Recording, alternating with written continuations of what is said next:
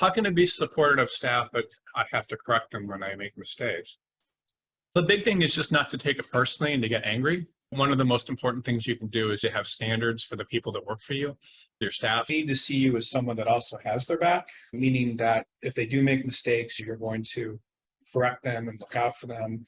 I read a book not too long ago, and that talked about what makes a really good manager. There's two important things about management. The first is that there shouldn't be any surprise. If somebody's not doing a good job, you should be telling them what they're doing wrong. And if it persists, giving them a certain amount of time to improve.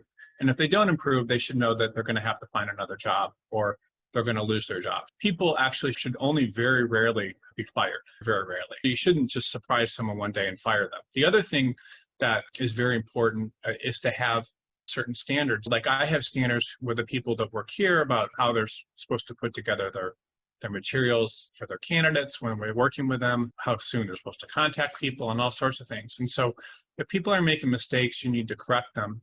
It doesn't mean you're not supportive, and they need to realize, that you'll have their back. The other thing too is that when people do stuff, you're also supposed to be very good at praising them and showing them that they did that, and they will like that. Makes them feel supported. So always pointing out when people are doing things right. There's an interesting management book that I like, and I've only read it once, and I probably should read it again. It's called The 1 Minute Manager by Ken Blanchard. Just to that is that every week you give someone an assignment, and then you ask them what happened with that assignment over the course of the past week.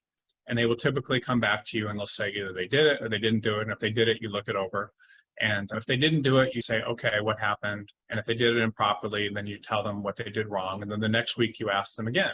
If someone keeps coming back and not doing something properly, you know you have a problem, and that person will generally leave themselves. If they do it right, you praise them and then give them another assignment next week. You need to catch people doing things right, and then be very careful about criticizing when they do things wrong. And that's really the main thing.